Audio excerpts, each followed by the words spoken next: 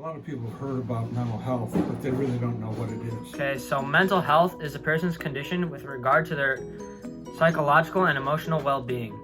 Many people also don't really know the difference between a mental health challenge and a mental health disorder.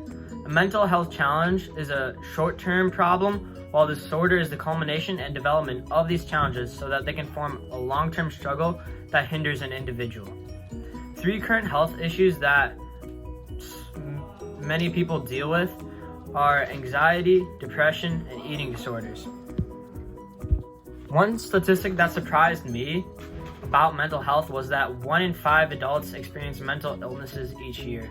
This means that mental illness is very much prevalent in our society, so it kind of just goes to show how we should handle it. One reason that mental health is so prevalent within our generation and society is because of stigma. Stigma, by definition, is discrimination against a person based on perceivable social circumstances. And 5 great ways to prevent this are by educating and enlightening others, educating the youth and making them informed of the dangers that stigma promotes, being aware of lingo and understanding which terms are stigma, because a lot of people don't even know which terms can be demeaning, such as terms like faggot or gay or dumb or retarded. And another great way is to refuse to be ashamed, as stigma doesn't survive in a vacuum. That basically means that if you don't give any effect to the words, then people are going to stop using them because they learn and understand that it doesn't mean anything. And another great way is to share stories and inspire others to persist. So my specific mental health challenge was anorexia. My specific health disorder is anorexia nervosa, which is an eating disorder where patients will typically either starve themselves or be obsessed with a certain physique or weight, so they'll deprive themselves of the necessary nutrients to survive as humans. And who is at risk?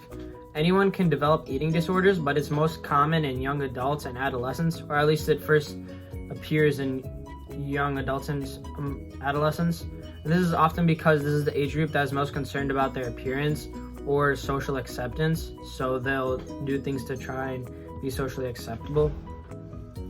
What does it look like? For anorexia specifically, people will purposefully starve themselves in order to maintain unhealthy weight or to be unnecessarily thin. Patients often have a fear of gaining weight and have delusions of obtaining distorted body image.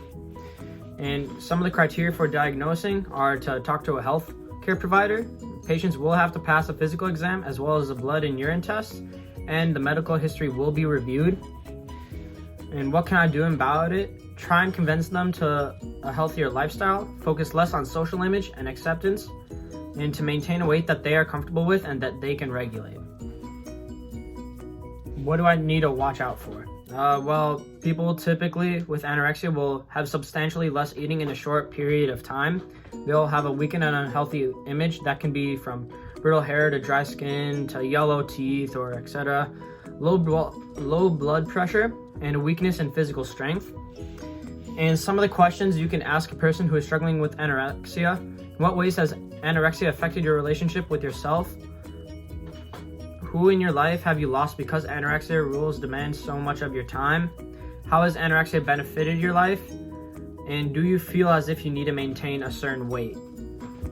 We can help individuals cope with health disorders by following ALGEE, which stands for ALGEE. Alright, the A is for assess for risk of suicide or harm. L is for listen non-judgmentally. G is for give reassurance and information. E is for encourage appropriate professional help. And the other E is to encourage self-help. It is also important to acknowledge possible mental health crises that can develop into disorders. We can do that by following the 4 Ps. The first is predisposing factors, which are risk factors that can create vulnerability to developing a particular illness. Precipitating factors, known more casually as triggers, are events or circumstances that immediately precede the development of a disorder. Perpetuating factors are events or circumstances that keep an illness in motion, or those things that cause symptoms to continue occurring over a period of time. and prognostic factors are factors which help to determine the eventual outcome or prognosis of a treatment. People experiencing mental health disorders or illnesses can turn to either loved ones or professional help depending on severity when dealing with the mental health crisis. Loved ones can provide nourishment and support like no other, but when the situation turns to be more dire, professional help is best advised.